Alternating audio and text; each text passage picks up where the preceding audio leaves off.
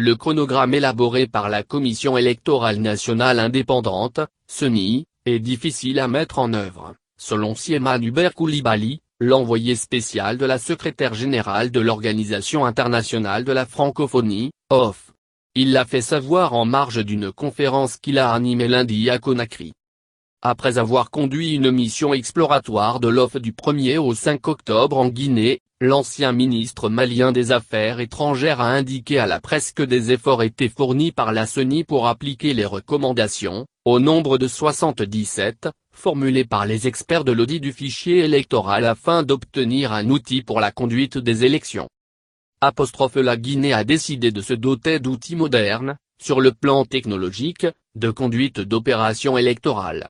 Un nouveau logiciel très performant et à la pointe des technologies a été acquis par CENI et est en cours de mise en œuvre a affirmé Siema Hubert Coulibaly.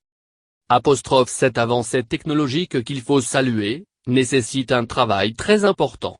Des partenaires sont en train de travailler pour que le logiciel soit installé sur les kits d'enrôlement qui ont été acquis avant d'être déployés sur le terrain pour le début, non seulement, de l'enrôlement, mais aussi du nettoyage du fichier électoral a-t-il poursuivi.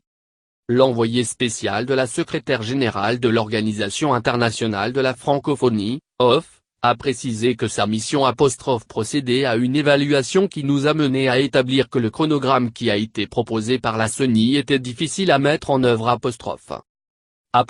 Nous avons fait des suggestions dont le gouvernement a pris acte. Je suis en mesure de vous dire que la date qui a été proposée par la CENI, celle du 28 décembre, pour la tenue des élections législatives est à reconsidérer. Cette date sera difficile à mettre en œuvre a clarifié l'ex-patron de la diplomatie malienne qui invite la CENI à déterminer un nouvel pour l'élection des députés. Il a été recommandé de réactiver le comité de suivi de l'accord du 16 octobre. Nous devons nous mettre dans une perspective qui nous amène à reconsidérer l'agenda concernant les législatives et dans une perspective de réactivation du comité de suivi afin que l'ensemble des acteurs puissent se retrouver autour de cet agenda politique extrêmement important a-t-il conclu.